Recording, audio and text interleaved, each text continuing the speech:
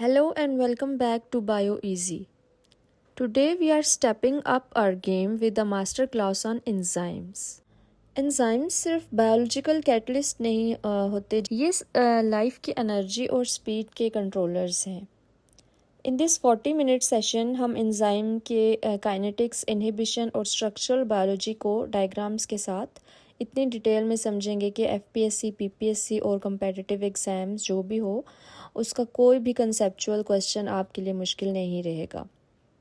Question number 1, enzymes are primarily composed of A.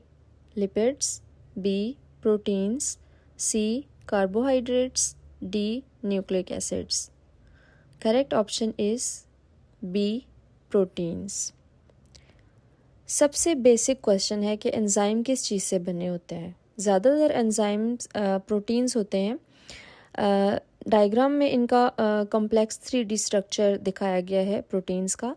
Scientist James summer ने 1926 में पहली बार urease enzyme को crystallise किया था और प्रूव किया था कि ये प्रोटीन है, जिस पर उन्हें नोबेल प्राइज़ भी मिला था। याद रखें कि कुछ आरएनए मॉलिक्यूल्स भी कैटलिस्ट का काम करते हैं, जिन्हें राइबोजाइम्स कहते हैं, लेकिन 99% बायोलॉजिकल कैटलिस्ट प्रोटीनेशियस नेचर के होते हैं, जो कि स्पेसिफिक अमाइनो एसिड सीक्वेंसेस से बनते हैं। Question number 2, the substrate binds to enzyme at the A. allosteric site, B. active site, C. regulatory site, D. catalytic center. Correct option is B. active site.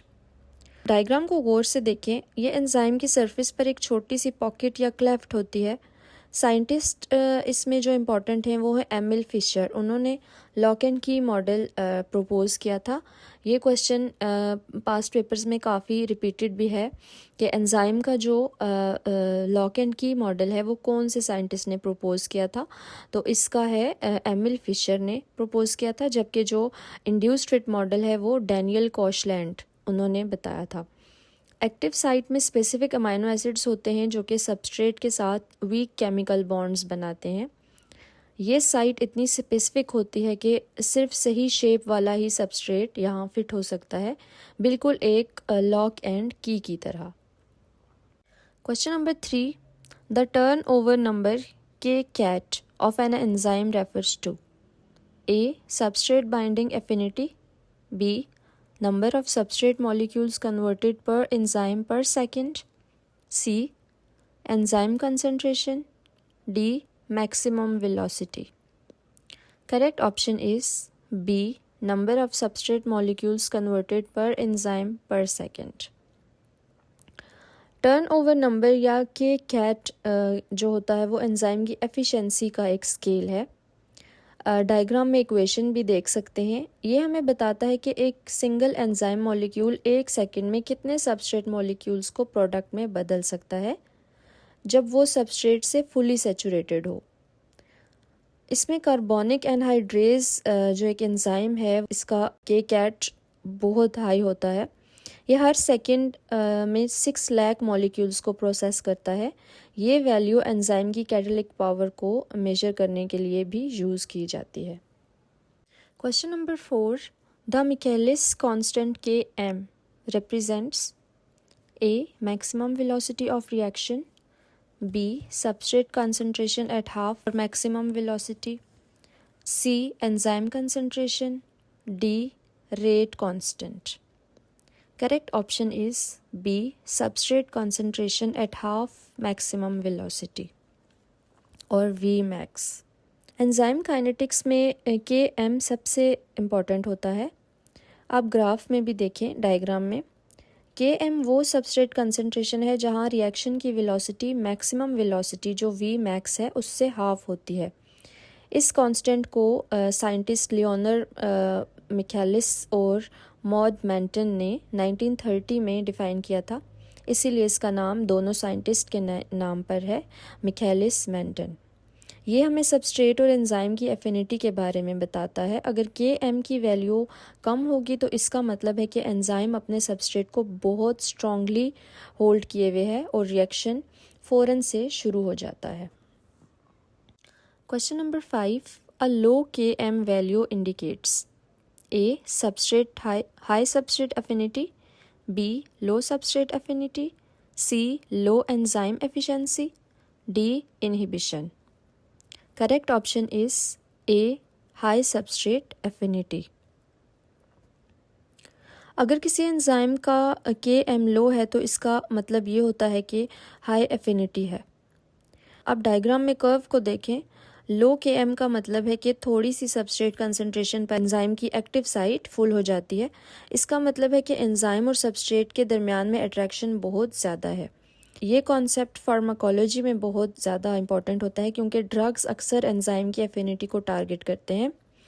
Low Km वाले enzyme saturated जल्दी होते हैं और लो substrate levels पर भी efficiently काम करते हैं। Question number 6, which plot is used to determine Km and Vmax linearly? A. Michaelis-Menten curve. B. Lineweaver-Burke plot. C. Haynes-Wolff plot. D. Eddy-Hofstee plot. Correct option is B. Lineweaver-Burke plot. Km और Vmax को accurately निकालने के लिए हम hyperbolic curve के बजाय एक सीधी line यानी लीनियर प्लॉट यूज़ करते हैं। डायग्राम में ये डबल रेसिप्रोकल प्लॉट को आप देख सकते हैं। हैंस लाइनवीवर और डीन बर्क ने 1934 में ये मेथड इंट्रोड्यूस कराया था, जहां हम 1/v को 1/s के अगेंस्ट प्लॉट करते हैं। इस ग्राफ में x इंटरसेप्ट जो होता है वो -1/Km होता है और y इंटरसेप्ट 1/Vmax होता है। ये प्लॉट इनहिबिशन के टाइप्स यानी कम्पेटिटिव वर्सेस नॉन कम्पेटिटिव को आइडेंटिफाई करने के लिए भी सबसे बेस्ट टूल कंसीडर किया जाता है। Question number 7, for an enzyme following Michaelis-Menten kinetics, Vmax can be increased by A. Increasing substrate concentration infinitely. B. Adding a competitive inhibitor. C. Increasing enzyme concentration. D. Decreasing pH. Correct option is C. Increasing enzyme concentration. Competitive inhibition में inhibitor substrate से compete करता है active site के लिए। इस case में Vmax change नहीं होता क्योंकि अगर हम सबस्ट्रेट बहुत ज़्यादा बढ़ा दें तो वो इनहिबिटर को पीछे छोड़ देगा, लेकिन Km बढ़ जाता है यानी इंक्रीज़ हो जाता है क्योंकि एंजाइम को सबस्ट्रेट पकड़ने में अब थोड़ी स्ट्रगल करनी पड़ती है।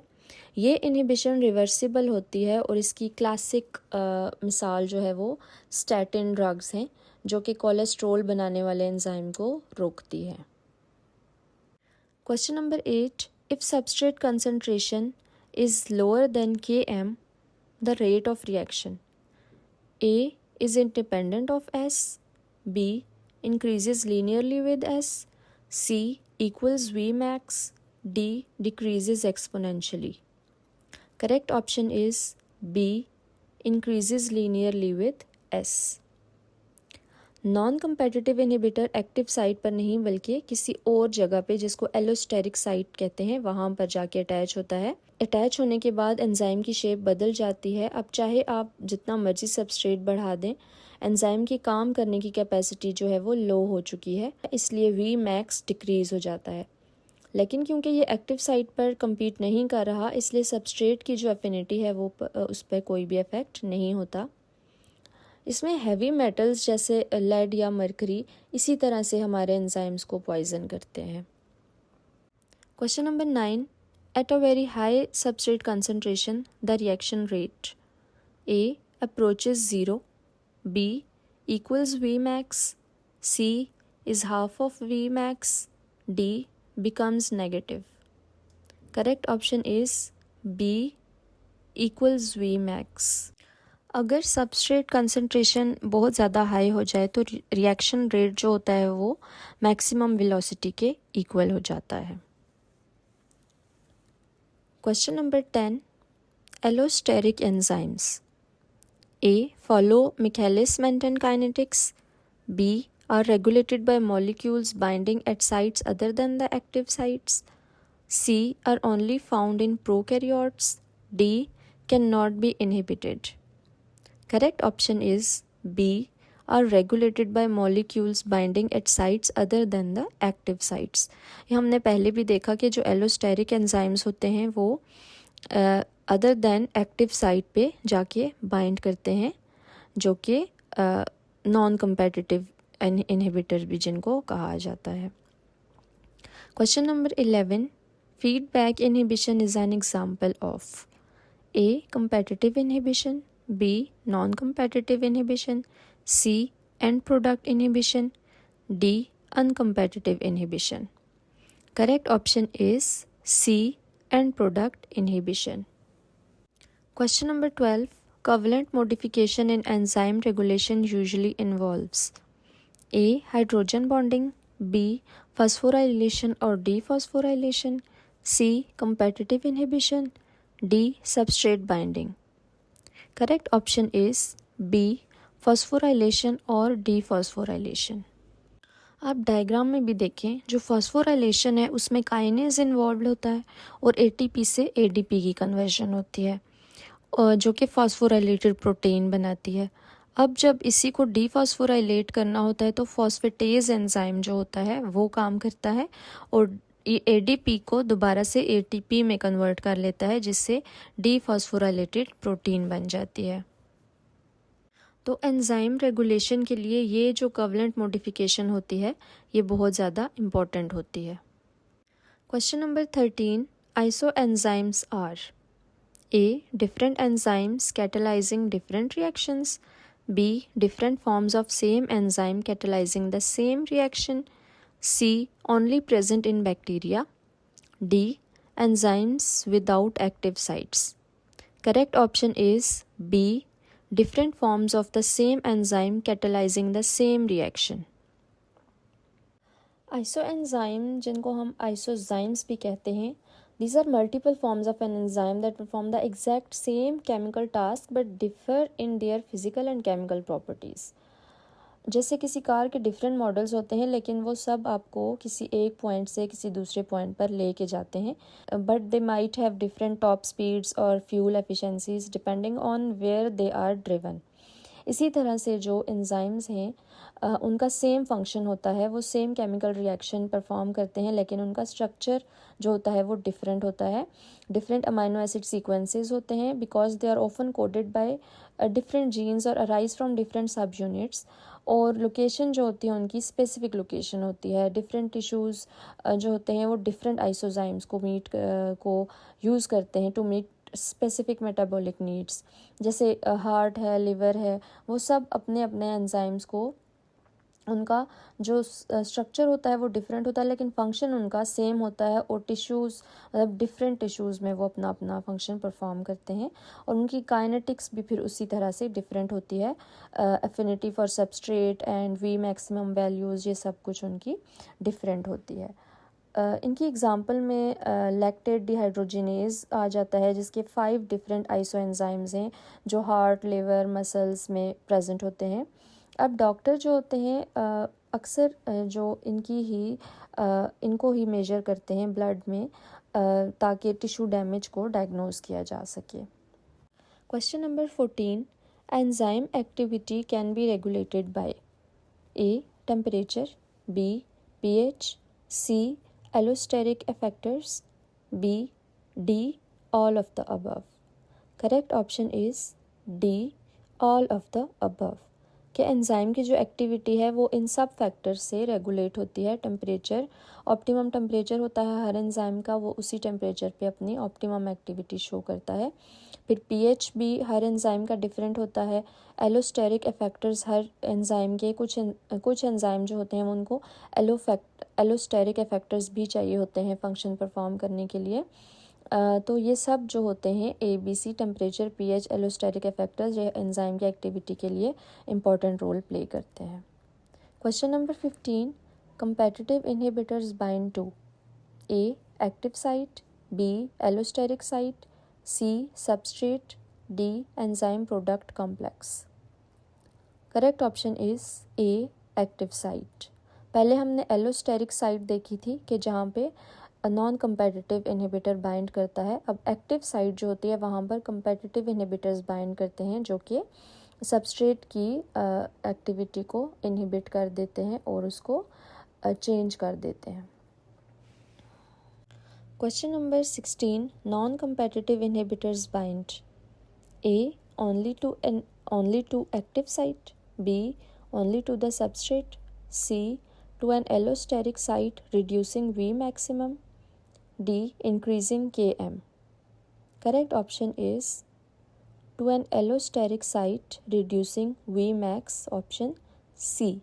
जो नॉन कम्पेटिटिव इनहिबिटर्स हैं वो हमेशा एलोस्टेरिक साइट पर बाइंड करते हैं। जैसे आप डायग्राम में देखें कि एलोस्टेरिक साइट पर जो कम्पेटिटिव इनहिबिटर है वो एक्टिव साइट पर बाइंड करता है, जिसकी वजह से सबस्ट्रेट जो होता है वो बाइंड नहीं कर पाता वहाँ पर और उसकी एक्टिविटी चेंज हो जाती है। जबकि जो नॉन कम्पेटिटिव इनहिबिटर है वो अदर देन एक्टिव साइट जाके बाइंड करता है, जिससे एक्टिव साइट की कन्फर्मेशन चेंज हो जाती है और समटाइम्स इसकी एक्टिविटी को ऐड करने के लिए भी एलोस्टेरिक साइट पर नॉन कम्पेटिटिव इनहिबिटर की बाइंडिंग ज़रूरी होती है। Question number 17, in competitive inhibition A V max decreases K M unchanged, B K M increases V max unchanged, C both K M and V max decrease, D both K M and V max increase. Correct option is B K M increases V max unchanged. जो competitive inhibition है कि जब active site पर substrate के बजाय कोई और molecule आके अटैच हो जाता है जिसको कम्पेटिटिव इनहिबिटर कहते हैं, उसकी वजह से जो मिकेलिस कांस्टेंट है वो बढ़ जाता है, जबकि जो मैक्सिमम वेलोसिटी है वो उस पर कोई भी असर नहीं होता, उस पर कोई भी इफेक्ट नहीं होता, वो अनचेंज रहती है। Question number 18, uncompetitive inhibition. ये पहले क्वेश्चन से रिलेट करता है कि पहले हमने देखा था कि वी मैक्स जो है वो चेंज नहीं होती, जबकि जो के एम है वो चेंज हो जाता है। तो अनकम्पेटिटिव इनहिबिशन में जो के एम है वो डिक्रीज़ हो जाएगा, जबकि जो वी मैक्स है वो भी डिक्रीज़ हो जाएगा। ये इन दोनों में डिफरेंस है। Question number 19, a classical example of a competitive inhibitor is A cyanide methotrexate जो कि इनहिबिट करता है डाईहाइड्रोफोलेट रिडक्टेज को, C heavy metals, D penicillin. Correct option is B methotrexate inhibits dihydrofolate reductase. आप सामने डायग्राम में देखें कि जो मोड ऑफ एक्शन मेथोट्रेक्सेट का, उसमें मेथोट्रेक्सेट जो है वो डाईहाइड्रोफोलेट रिडक्टेज को इनहिबिट करता है, जिसकी वजह से टेट्राहाइड्रोफोलेट की सिंथेसिस होती है, प्यूरिन एंड थाइमिडाइलेट सिंथेसिस होती है, उसके बाद डीएनएस की सिंथेसिस और सेल की रेप्लिकेशन पॉसिबल होती है। तो कम्पेटिटिव इनहिबिटर समटाइम्स बहुत ज़्यादा नेसेसरी भी होते हैं, जैसे डीएनए सिंथेसिस में मेथोट्रेक्सेट जो है वो एक कम्पेटिटिव इनहिबिटर के तौर पे एक्ट करता है और इसकी सिंथेसिस और सेल रेप्लिकेशन को पॉसिबल बनाता है। Question number 20, irreversible inhibitors bind temporarily to the enzyme, B covalently to the enzyme, C compete with substrate, D increase Km. Correct option is B bind covalently to the enzyme.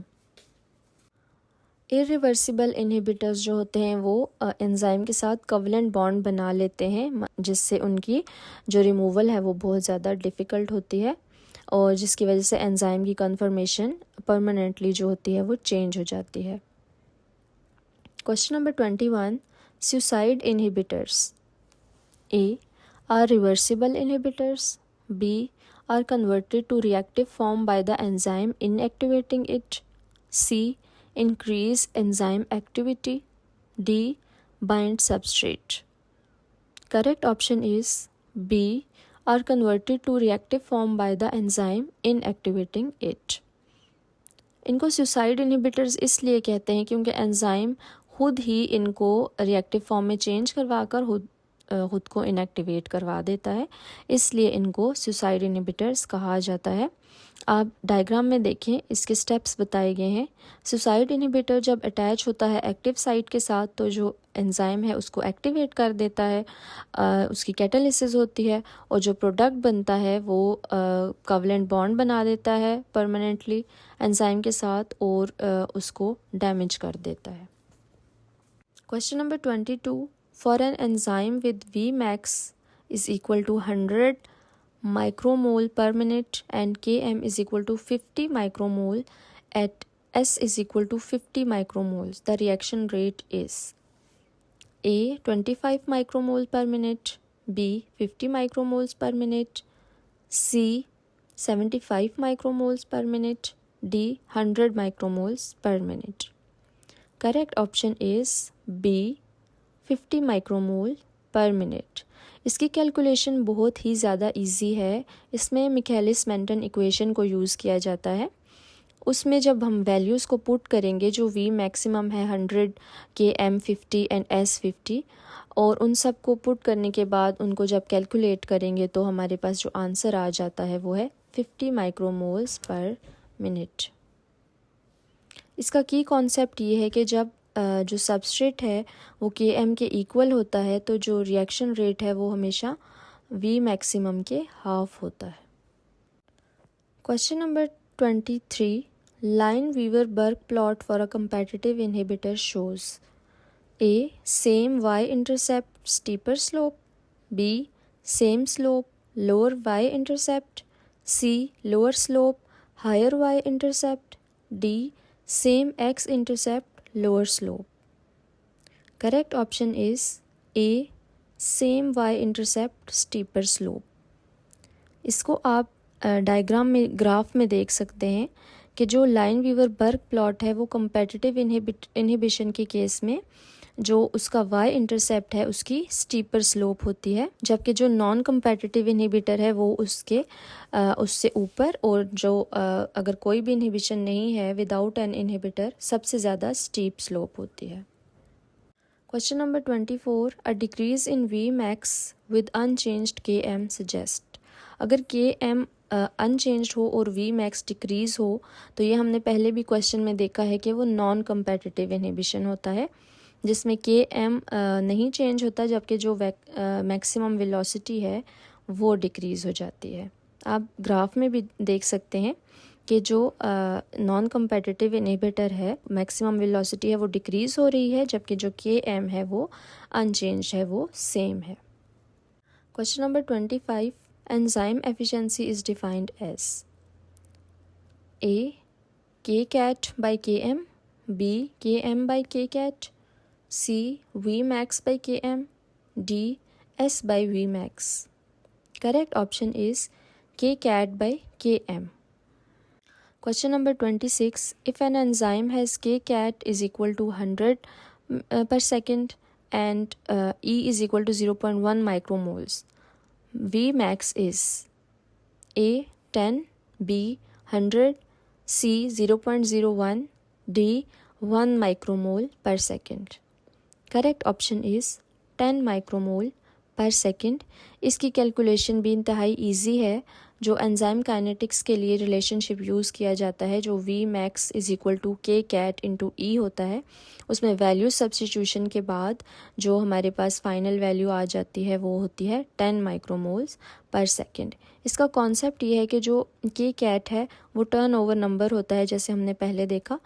ये हमें बताता है कि कितने substrate molecules एक enzyme पर second पर convert कर सकता है। Question number 27, allosteric enzyme usually show A. Hyperbolic kinetics, B. Sigmoidal kinetics, C. Linear kinetics, D. Zero order kinetics.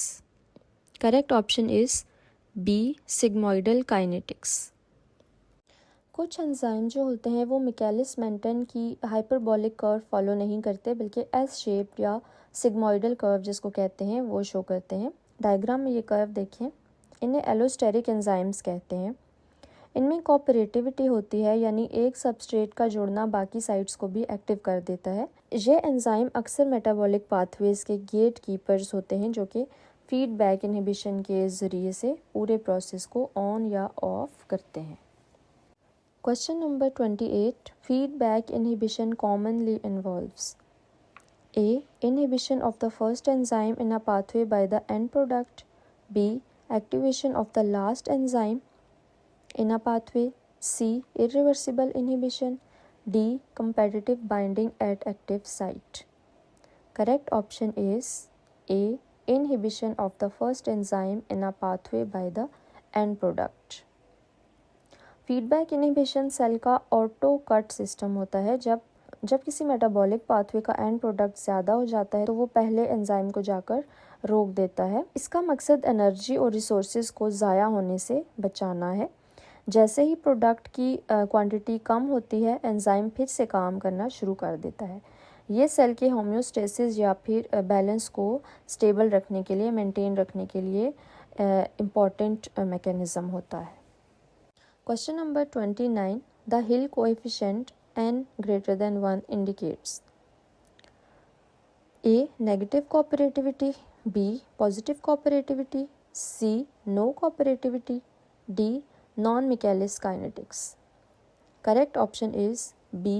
Positive cooperativity. Hill coefficient एक मैथमेटिकल मेजरमेंट होती है जो कि बायोकेमिस्ट्री में यूज़ की जाती है ताकि डिग्री ऑफ कोऑपरेटिविटी लिगेंड और मैक्रोमोलिक्यूल है जैसे कि एंजाइम है या फिर कोई प्रोटीन है, उनके दरम्यान में जो बाइंडिंग है, उनकी कोऑपरेटिविटी की जो डिग्री है उसको मेजर किया जा सके।